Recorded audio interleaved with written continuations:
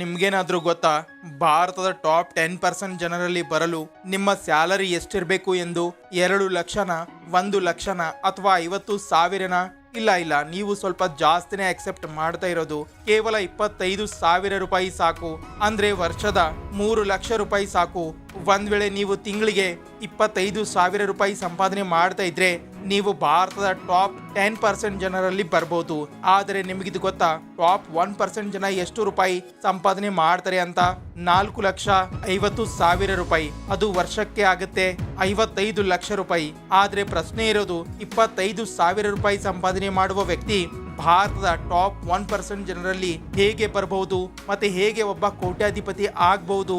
ಇದನ್ನೆಲ್ಲ ಮಾಡುವುದು ಪಾಸಿಬಲ್ ಆಗಿದೆನಾ ಅಥವಾ ಇಲ್ಲ? ಮತ್ತೆ ನಾವು ನಮ್ಮ ಸ್ಯಾಲರಿಯಿಂದ ಕೋಟ್ಯಾಧಿಪತಿ ಆಗ್ಬಹುದಾ ಅನ್ನೋ ಪ್ರಶ್ನೆ ನಿಮ್ಮದಾಗಿದ್ರೆ, ನಿಜ ಹೇಳಬೇಕು ಅಂದ್ರೆ ಹೌದು, 100% ಆಗಬಹುದು.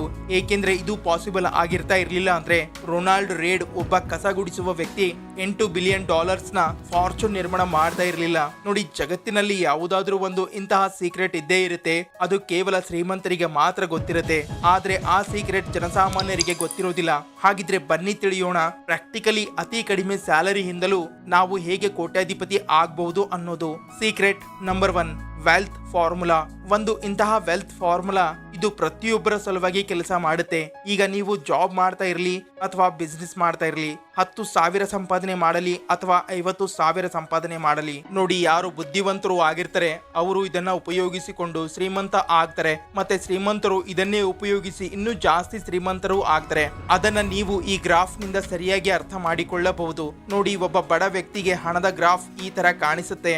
ಅಂದ್ರೆ ಹೇಗೆ ಅವರ ಅಕೌಂಟ್ ನಲ್ಲಿ ಸ್ಯಾಲರಿ ಬರುತ್ತೆ, ಅವರ ಇನ್ಕಮ್ ನಿಂದ ಆ ಹಣ ಅವರ ಎಕ್ಸ್ಪೆನ್ಸಸ್ ನಲ್ಲಿ ಹೋಗುತ್ತೆ. ಉದಾಹರಣೆಗೆ rent, electricity bill, water bill, car insurance, petrol ಇತ್ಯಾದಿ. ಮತ್ತೆ ಇದೆಲ್ಲದರ ನಂತರ ಯಾವ ಹಣ ಉಳಿದಿರುತ್ತೆ ಅದು ಹೋಗುತ್ತೆ ಲಯಬಿಲಿಟೀಸ್ ನಲ್ಲಿ. ಉದಾಹರಣೆಗೆ car, EMI, personal loan, credit card, payments, weekend ಖರ್ಚು ಇತ್ಯಾದಿ. ಅದೇ ಯಾರು ವೆಲ್ತಿ ಆಗಿರ್ತಾರೆ, ಯಾರು ತಮ್ಮ ಸ್ಯಾಲರಿಯಿಂದ ಶ್ರೀಮಂತರು ಆಗಿರ್ತಾರೆ, ಅವರ ಹಣ ಈ ತರ ಟ್ರಾವೆಲ್ ಮಾಡುತ್ತೆ. ಹೇಗೆ ಅವರ ಹತ್ತಿರ ಇನ್ಕಮ್ ಬರುತ್ತೆ, ಅವರು ಮೊದಲು ಅವರ ಎಕ್ಸ್ಪೆನ್ಸಸ್ ಗಳನ್ನ ಪೂರ್ತಿ ಮಾಡ್ತಾರೆ. ಏಕೆಂದ್ರೆ ಜಗತ್ತಿನಲ್ಲಿ ಯಾರೂ ಕೂಡ ಇಂತಹ ವ್ಯಕ್ತಿ ಇಲ್ವೇ ಇಲ್ಲ, ಆತನ ಎಕ್ಸ್ಪೆನ್ಸಸ್ ಅಥವಾ ಖರ್ಚು ಇಲ್ವೇ ಇಲ್ಲ ಅನ್ನೋನು. ಮತ್ತೆ ಖರ್ಚು ಮಾಡಿದ ನಂತರ ಯಾವ ಹಣ ಉಳಿದಿರುತ್ತೆ, ಶ್ರೀಮಂತರು ಆ ಹಣದಿಂದ ಅಸೆಟ್ಸ್ ಖರೀದಿ ಮಾಡ್ತಾರೆ. ಇದು ಅವರ ಜೇಬಿನಲ್ಲಿ ಹಣ ಹಾಕ್ತಾ ಇರುತ್ತೆ. ಉದಾಹರಣೆಗೆ stocks, bonds, real estate, business, ಈ ಎಲ್ಲ ಕ್ಷೇತ್ರದಲ್ಲಿ ಅವರು ಇನ್ವೆಸ್ಟ್ಮೆಂಟ್ ಮಾಡ್ತಾರೆ. ಈಗ ನಾವು ಆವರೇಜ್ ಜನರ ಎಂಪ್ಲಾಯ್ ಪಾತ್ ಅನ್ನ ನೋಡೋಣ. ನೋಡಿ, ಆವರೇಜ್ ಜನ ಎಕ್ಸ್ಪೆನ್ಸಸ್ ನಿಂದ ಹಣ ಉಳಿತಾಯ ಮಾಡಿದ ನಂತರ ಯಾವ ಹಣದಿಂದ ಅವರು ಲಯಬಿಲಿಟೀಸ್ ತಗೊಳ್ತಾರೆ, ಆ ಲಯಬಿಲಿಟೀಸ್ ಸುತ್ತಿ ಬಳಸಿ ಅವರ ಎಕ್ಸ್ಪೆನ್ಸಸ್ ಆಗುತ್ತೆ. ಅಂದ್ರೆ ಅವರ ಹತ್ತಿರ ಹಣ ಬಂತು, ಅವರು ಅದನ್ನ ಖರ್ಚು ಮಾಡಿದರು, ಅಂದ್ರೆ ಲಯಬಿಲಿಟೀಸ್ ಖರೀದಿ ಮಾಡಿದರು. ಮತ್ತೆ ಅದೇ ಲಯಬಿಲಿಟೀಸ್ ಅವರಿಂದ ಇನ್ನೂ ಜಾಸ್ತಿ ಖರ್ಚು ಮಾಡಿಸಿತು.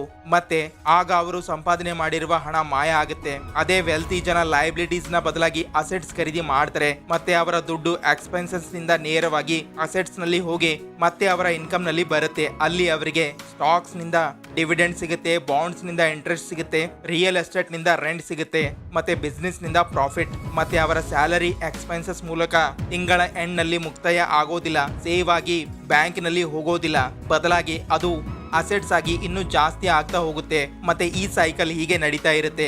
ಮತ್ತೆ ಈ ಒಂದೇ ಒಂದು ಕಾರಣದಿಂದ ಶ್ರೀಮಂತರು ಇನ್ನೂ ಜಾಸ್ತಿ ಶ್ರೀಮಂತರು ಆಗ್ತಾ ಹೋಗ್ತಾರೆ. ನೋಡಿ, ನಾನ್ ನಿಮ್ಗೆ ಲಯಬಿಲಿಟೀಸ್ ಖರೀದಿ ಮಾಡ್ಲೇಬೇಡಿ ಅಂತಿಲ್ಲ. ಒಳ್ಳೆಯ ಹ್ಯಾಪಿ ಲೈಫ್ ಬದುಕಲು ಎಂಜಾಯ್ ಮಾಡೋದು ಮುಖ್ಯ. ಆದರೆ ತಮ್ಮ ಫ್ಯೂಚರ್ ಅನ್ನ ಸ್ಯಾಕ್ರಿಫೈಸ್ ಮಾಡಿ ಇವತ್ತು ಎಂಜಾಯ್ ಮಾಡುವುದು ಒಳ್ಳೆಯ ಡಿಸಿಷನ್ ಅಲ್ವೇ ಅಲ್ಲ. ಒಂದ್ ವೇಳೆ ನಿಮಗೆ ಬೆಲೆ ಬಾಳುವ ವಸ್ತು ಖರೀದಿ ಮಾಡುವುದು ಇದ್ರೆ, ಕಾರ್, ಬೈಕ್, ಫೋನ್ ಇತ್ಯಾದಿ, ಅದಕ್ಕೂ ಮುಂಚೆ ಅಸೆಟ್ಸ್ ಬಿಲ್ಡ್ ಮಾಡಿ. ಅದು ನಿಮ್ಮ ಲಯಬಿಲಿಟೀಸ್ ಅನ್ನ ಪೇ ಮಾಡಬೇಕು. Secret number 2, always invest. ನೋಡಿ, ಯಾರ ಸ್ಯಾಲರಿ ತುಂಬಾ ಕಡಿಮೆ ಇರುತ್ತೆ ಅವರಲ್ಲಿ ತುಂಬಾ ಜನ ಒಂದು ಮಿಸ್ಟೇಕ್ ಮಾಡ್ತಾರೆ. ನನ್ನ ಸ್ಯಾಲರಿ ತುಂಬಾ ಕಡಿಮೆ ಇದೆ, ಅದಕ್ಕೆ ನನ್ನಿಂದ ಇನ್ವೆಸ್ಟ್ ಮಾಡಲು ಆಗೋದಿಲ್ಲ. ಯಾವಾಗ ನನ್ನ ಸ್ಯಾಲರಿ ಜಾಸ್ತಿ ಆಗುತ್ತೆ ಆಗ ಇನ್ವೆಸ್ಟ್ಮೆಂಟ್ ಸ್ಟಾರ್ಟ್ ಮಾಡೋಣ ಅನ್ಕೊಳ್ತಾರೆ. ಮತ್ತೆ ಈ ಮಾತಿನಲ್ಲಿ ಯಾವುದೇ ಲಾಜಿಕ್ ಇಲ್ವೇ ಇಲ್ಲ. ಏಕೆಂದ್ರೆ ಇನ್ವೆಸ್ಟ್ ಮಾಡುವ ಪರ್ಪಸ್ ಸ್ಟ್ರಾಂಗ್ ಆಗಿರ್ಬೇಕು. ಈಗ ನೀವು 1,000 ಗ್ರೋ ಮಾಡಬೇಕು ಅಂತೀರಾ ಅಥವಾ 10,000, ಇದರಿಂದ ಯಾವುದೇ ಪರಿಣಾಮ ಬೀರೋದಿಲ್ಲ. ನಿಮ್ಮ ಸ್ಯಾಲರಿ ಅದೆಷ್ಟೇ ಇರಲಿ, ನೀವು ಕೇವಲ ಇನ್ವೆಸ್ಟ್ಮೆಂಟ್ ಮಾಡ್ತಾ ಹೋಗ್ಬೇಕು. ಒಂದ್ ವೇಳೆ ರೊನಾಲ್ಡ್ ರೀಡ್ ಕೂಡ ನಾನೊಬ್ಬ ಬಡವ, ನನ್ನ ಫ್ಯಾಮಿಲಿ ಹತ್ತಿರ ಹಣ ಇಲ್ಲ, ಎಜುಕೇಶನ್ ಇಲ್ಲ, ಈ ಕಸ ಗುಡಿಸುವ ಕೆಲಸ ಮಾಡಿ ಹೆಂಗೋ ಅಲ್ಪ ಸ್ವಲ್ಪ ಹಣ ಬರ್ತಾ ಇದೆ, ಅದನ್ನ ನಾನು ಇನ್ವೆಸ್ಟ್ಮೆಂಟ್ ಮಾಡೋದಿಲ್ಲ ಎಂದು ಯೋಚನೆ ಮಾಡ್ತಾ ಇದ್ದಿದ್ರೆ ಅವರು ಯಾವತ್ತೂ ಮಿಲಿನಿಯರ್ ಆಗ್ತಾ ಇರ್ಲಿಲ್ಲ. ನೋಡಿ, ಇವರ ಸ್ಯಾಲರಿ $20,000 ಪರ್ ಇಯರ್ ಆಗಿತ್ತು. ಆದರೂ ಅವರು ಈ ಇನ್ಕಮ್ ನ ಕೆಲವು ಭಾಗ ಇನ್ವೆಸ್ಟ್ಮೆಂಟ್ ಮಾಡ್ತಾ ಇದ್ರು. ಏಕೆಂದ್ರೆ ಅವರಿಗೆ ಗೊತ್ತಿತ್ತು ಇಷ್ಟು ಕಡಿಮೆ ಸ್ಯಾಲರಿಯಲ್ಲಿ ಅವರು ಕನ್ಸಿಸ್ಟೆಂಟ್ಲಿ ಇನ್ವೆಸ್ಟ್ಮೆಂಟ್ ಮಾಡ್ತಾ ಹೋದ್ರೆ ಮುಂದೆ ಒಬ್ಬ ಮಿಲಿನಿಯರ್ ಆಗಬಹುದು ಅನ್ನೋದು. ಹಾಗಿದ್ರೆ ನೀವು ಎಲ್ಲಿ ಇನ್ವೆಸ್ಟ್ಮೆಂಟ್ ಮಾಡಬೇಕು ಅಂದ್ರೆ ನೀವು ಆ ಕಂಪ್ನಿ ಒಳಗೆ ಇನ್ವೆಸ್ಟ್ಮೆಂಟ್ ಮಾಡಬಹುದು. ಅವು ಗ್ರೋ ಆಗ್ತಾ ಇವೆ, ಮತ್ತೆ ಅವುಗಳನ್ನ ಹುಡುಕುವ ಅವಶ್ಯಕತೆಯೂ ಇಲ್ಲ. ಬದಲಾಗಿ ನಿಫ್ಟಿ 50ಗಳಂತಹ ಇಂಡೆಕ್ಸ್ ನಲ್ಲಿ best of the best company ಸಿಗುತ್ತೆ. ಮತ್ತೆ ನೀವು ಇದೇ ಕಂಪ್ನಿ ಒಳಗೆ ಇನ್ವೆಸ್ಟ್ಮೆಂಟ್ ಮಾಡಬೇಕು. ಅದಕ್ಕೆ ನಿಫ್ಟಿನಲ್ಲಿ ಒಂದು ಒಳ್ಳೆಯ ಇಂಡೆಕ್ಸ್ ಫಂಡ್ ಹುಡುಕಿ. ಅಲ್ಲಿ ನಿಮಗೆ ಕಡಿಮೆ ಅಂದ್ರೂ 15% ರಿಟರ್ನ್ ಸಿಗುತ್ತೆ. ಏಕೆಂದ್ರೆ ಕಳೆದ 15ರಿಂದ 20 ವರ್ಷಗಳಲ್ಲಿ ನಿಫ್ಟಿ ಇದೇ ಆವರೇಜ್ ರಿಟರ್ನ್ ತಂದು ಕೊಟ್ಟಿದೆ. ಮತ್ತೆ ಕನ್ಸಿಸ್ಟೆಂಟ್ಲಿ ಇನ್ವೆಸ್ಟ್ಮೆಂಟ್ ಮಾಡ್ತಾ ಹೋಗಿ. ನೆನಪಿರಲಿ, ಶ್ರೀಮಂತನಾಗಲು ನಿಮ್ಮ ಏಜ್ ಪ್ರಮುಖ ಪಾತ್ರ ವಹಿಸುತ್ತೆ. ಉದಾಹರಣೆಗೆ, ನೀವು ಒಬ್ಬ ಸ್ಯಾಲರಿಡ್ ಎಂಪ್ಲಾಯ್ ಆಗಿದ್ರೆ ಮತ್ತೆ ನೀವು ನಿಮ್ಮ ಸ್ಯಾಲರಿ ಉಪಯೋಗ ಮಾಡಿ 65ನೇ ವರ್ಷಕ್ಕೆ ರಿಟೈರ್ಡ್ ಆಗಬೇಕು ಅನ್ಕೊಂಡಿದ್ರೆ ಮತ್ತೆ ನೀವು 20ನೇ ವಯಸ್ಸಿನಿಂದ ಇನ್ವೆಸ್ಟ್ಮೆಂಟ್ ಮಾಡಲು ಪ್ರಾರಂಭ ಮಾಡಿದ್ರೆ 65ನೇ ವರ್ಷದವರೆಗೆ ಕೇವಲ $500 ಪ್ರತಿ ತಿಂಗಳು ನಿಫ್ಟಿನಲ್ಲಿ ಇನ್ವೆಸ್ಟ್ಮೆಂಟ್ ಮಾಡಬೇಕಾಗತ್ತೆ. ಇಲ್ಲಿ ನಿಮಗೆ 15% ರಿಟರ್ನ್ ನ ಜೊತೆಗೆ 40 ವರ್ಷದ ನಂತರ ನಿಮ್ಮ ಅಮೌಂಟ್ $1,50,01,878 ಆಗಿರುತ್ತೆ. ಅದೇ ನೀವು 30ನೇ ವಯಸ್ಸಿಗೆ ಪ್ರಾರಂಭ ಮಾಡಿದ್ರೆ ಇದೇ ಅಮೌಂಟ್ ಪಡೆಯಲು ನೀವು ಪ್ರತಿ ತಿಂಗಳು $2,000 ಇನ್ವೆಸ್ಟ್ಮೆಂಟ್ ಮಾಡಬೇಕಾಗುತ್ತೆ. ಅದೇ 40ನೇ ವಯಸ್ಸಿಗೆ ಪ್ರಾರಂಭ ಮಾಡಿದ್ರೆ 10,000 ಪ್ರತಿ ತಿಂಗಳು ಇನ್ವೆಸ್ಟ್ಮೆಂಟ್ ಮಾಡಬೇಕಾಗುತ್ತೆ. ಮತ್ತೆ 50ನೇ ವಯಸ್ಸಿಗೆ ಪ್ರಾರಂಭ ಮಾಡಿದ್ರೆ $50,000 ಇನ್ವೆಸ್ಟ್ಮೆಂಟ್ ಮಾಡಬೇಕಾಗುತ್ತೆ. ಈಗ ನೀವೇ ಗಮನಿಸಿರಬಹುದು ಸಮಯದ ಜೊತೆಗೆ ನಂಬರ್ಸ್ ಎಷ್ಟು ಬದಲಾವಣೆ ಆಗ್ತಾ ಇದೆ ಅಂತ. ಅದಕ್ಕೆ ನಿಮ್ಮ ಸ್ಯಾಲರಿ ಅದೆಷ್ಟೇ ಇರಲಿ, ಪ್ರತಿ ತಿಂಗಳು $1,000 ಆದ್ರೂ ಇನ್ವೆಸ್ಟ್ಮೆಂಟ್ ಮಾಡಲು ಪ್ರಾರಂಭ ಮಾಡಿ. ಮತ್ತೆ ನಿಧಾನವಾಗಿ ಇದರ ವ್ಯಾಲ್ಯೂ ಜಾಸ್ತಿ ಮಾಡ್ತಾ ಹೋಗಿ. Secret number 3, savings rate. ನಮಗೆಲ್ಲ ಪವರ್ ಆಫ್ ಕಂಪೌಂಡಿಂಗ್ ನ ಬಗ್ಗೆ ಗೊತ್ತು. ಅದೇ ನೀವು ವಾರೆನ್ ಬಫೆಟ್ ಅವರ ಏಜ್ ಮತ್ತು ಅವರ ವೆಲ್ತ್ ಚಾರ್ಟ್ ಅನ್ನ ಡ್ರಾ ಮಾಡಿದ್ರೆ ಅದು ಈ ತರ ಕಾಣಿಸುತ್ತೆ. ಮತ್ತೆ ಇದು ತುಂಬಾ ಸಿಮಿಲರ್ ಆಗಿದೆ. ನೋಡಿ, ಇದಾಗಿದೆ ಕಂಪೌಂಡಿಂಗ್ ಇಂಟ್ರೆಸ್ಟ್ ನ ಗ್ರಾಫ್. ತಮ್ಮ ಇನ್ವೆಸ್ಟ್ಮೆಂಟ್ ಅನ್ನ ಎಕ್ಸ್ಪೋನೆಂಟ್ಲಿ ಜಾಸ್ತಿ ಮಾಡುತ್ತೆ.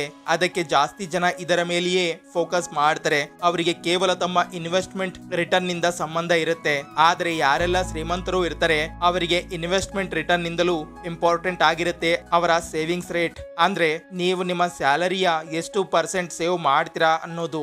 ಉದಾಹರಣೆಗೆ, ನಿಮ್ಮ 50,000 ಇನ್ಕಮ್ ನಿಂದ ಪ್ರತಿ ತಿಂಗಳು $2,500 ಸೇವ್ ಮಾಡ್ತಾ ಇದ್ರೆ ನಿಮ್ಮ ಸೇವಿಂಗ್ಸ್ ರೇಟ್ ಇದೆ 5%. ಒಂದ್ ವೇಳೆ ಇದನ್ನ ಹೆಚ್ಚಿಸಿದರೆ ಏನಾಗುತ್ತೆ? ಹಾಗಿದ್ರೆ ಇದನ್ನ ಒಂದು ಎಕ್ಸಾಂಪಲ್ ಮೂಲಕ ತಿಳಿಯೋಣ ಬನ್ನಿ. 2 ಜನ ಗೆಳೆಯರು ಇದ್ದಾರೆ, ಸುರೇಶ್ ಮತ್ತೆ ರಮೇಶ್. ಇಬ್ಬರ ಸ್ಯಾಲರಿ $50,000 ಪ್ರತಿ ತಿಂಗಳು ಇದೆ. ಸುರೇಶ್ ತಮ್ಮ ಸ್ಯಾಲರಿಯ ಕೇವಲ 1% ಅಷ್ಟೇ ಸೇವ್ ಮಾಡ್ತಾನೆ. ಆದರೆ ಈ ಸೇವಿಂಗ್ಸ್ ನಿಂದ 10% ರಿಟರ್ನ್ ಸಿಗತ್ತೆ. ಅದೇ ರಮೇಶ್ ತನ್ನ ಸ್ಯಾಲರಿಯಿಂದ 10% ಸೇವ್ ಮಾಡ್ತಾನೆ. ಆದ್ರೆ ಅವನಿಗೆ ಕೇವಲ 1% ರಿಟರ್ನ್ ಅಷ್ಟೇ ಸಿಗುತ್ತೆ. ಈಗ 30 ವರ್ಷದ ನಂತರ ಯಾರ ಹತ್ತಿರ ಜಾಸ್ತಿ ಅಮೌಂಟ್ ಇರುತ್ತೆ ಅನ್ನೋದನ್ನ ನೋಡೋಣ ಬನ್ನಿ. 30 ವರ್ಷ 10% ಆನ್ಯುವಲ್ ರಿಟರ್ನ್ ರೇಟ್ ಮೇಲೆ ಪ್ರತಿ ತಿಂಗಳು $500 ಇನ್ವೆಸ್ಟ್ಮೆಂಟ್ ಮಾಡಿದ ನಂತರ ಸುರೇಶ್ ಹತ್ತಿರ ಇರುತ್ತೆ $1,39,663. ಅದೇ ರಮೇಶ್ ತನ್ನ ಸ್ಯಾಲರಿಯಿಂದ ಪ್ರತಿ ತಿಂಗಳು 10% ಸೇವ್ ಮಾಡಿದ, ಅಂದ್ರೆ $5,000. ಆದ್ರೆ ಅವನಿಗೆ ಕೇವಲ 1% ರಿಟರ್ನ್ ಅಷ್ಟೇ ಸಿಕ್ಕಿತು. ಮತ್ತೆ 30 ವರ್ಷದ ನಂತರ ಅವನಿಗೆ ಸಿಕ್ಕಿತು $29,99,890. ಈಗ ಅರ್ಥ ಆಯ್ತಾ? ಕೇವಲ ತಮ್ಮ ಸೇವಿಂಗ್ಸ್ ರೇಟ್ ಜಾಸ್ತಿ ಮಾಡೋದ್ರಿಂದ ನೀವು ಕೇವಲ 1% ರಿಟರ್ನ್ ನಿಂದಲೂ 10% ರಿಟರ್ನ್ ನ ವ್ಯಕ್ತಿಗೂ ಹಿಂದೆ ಹಾಕಬಹುದು ಅಂತ. ಮತ್ತೆ ಇಲ್ಲಿ ಇಂಟ್ರೆಸ್ಟಿಂಗ್ ವಿಷಯ ಅಂದ್ರೆ ಇನ್ವೆಸ್ಟಿಂಗ್ ರಿಟರ್ನ್ ಮೇಲೆ ನಿಮ್ಮ ಕಂಟ್ರೋಲ್ ಇಲ್ವೇ ಇಲ್ಲ. ಏಕೆಂದ್ರೆ ನಿಫ್ಟಿ ಕಳೆದ 15ರಿಂದ 20 ವರ್ಷದಲ್ಲಿ 15% ರಿಟರ್ನ್ ನೀಡಿದೆ. ಅದಕ್ಕೆ ಈ ಮಾತಿನ ಮೇಲೆ ಅರ್ಥ ಆಗುತ್ತೆ ನಮಗೂ ಕೂಡ ಮುಂದೆ ಇಷ್ಟೇ ರಿಟರ್ನ್ ಸಿಗಬಹುದು ಎಂದು ಹೇಳ್ಬಹುದು. ಆದ್ರೆ ಭವಿಷ್ಯ ಯಾರು ನೋಡಿರೋದು? ಮತ್ತೆ ಭವಿಷ್ಯದ ಮೇಲೆ ನಮ್ಮ ಕಂಟ್ರೋಲ್ ಕೂಡ ಇರೋದಿಲ್ಲ. ಆದ್ರೆ ನಮ್ಮ ಕಂಟ್ರೋಲ್ ಇರೋದು ಕೇವಲ ಸೇವಿಂಗ್ಸ್ ರಿಟರ್ನ್ ಮೇಲೆ. ಒಂದ್ ವೇಳೆ ನಿಮಗೆ ಅಷ್ಟು ಸೇವಿಂಗ್ಸ್ ರಿಟರ್ನ್ ಸಿಕ್ಕರು ನಾವು ನಮ್ಮ ಸೇವಿಂಗ್ಸ್ ರೇಟ್ ಅನ್ನ ಕಂಟ್ರೋಲ್ ಮಾಡಿ ಮತ್ತೆ ಅದನ್ನ ಹೆಚ್ಚಿಸಿ ಒಬ್ಬ ಕೋಟ್ಯಾಧಿಪತಿ ಆಗ್ಬಹುದು. ಸೊ ಫ್ರೆಂಡ್ಸ್, ಇದಾಗಿತ್ತು ಆ 3 ಸೀಕ್ರೆಟ್ ಪ್ರತಿಯೊಬ್ಬ ಶ್ರೀಮಂತ ಉಪಯೋಗ ಮಾಡ್ತಾನೆ. ಹಾಗಿದ್ರೆ ಈ ವಿಡಿಯೋ ಇಲ್ಲಿಗೆ ಮುಕ್ತಾಯ ಆಗುತ್ತೆ. ಈ ವಿಡಿಯೋ ಬಗ್ಗೆ ನಿಮ್ಮ ಅನಿಸಿಕೆ ಏನೇ ಇದ್ರು ಕಮೆಂಟ್ಸ್ ಮೂಲಕ ತಿಳಿಸಿ. ಹಾಗೆ ಚಾನಲ್ ಅನ್ನ ಸಬ್ಸ್ಕ್ರೈಬ್ ಮಾಡಿ, ಇನ್ಸ್ಟಾ ಪೇಜ್ ಅನ್ನ ಫಾಲೋ ಮಾಡಿ. Bye bye.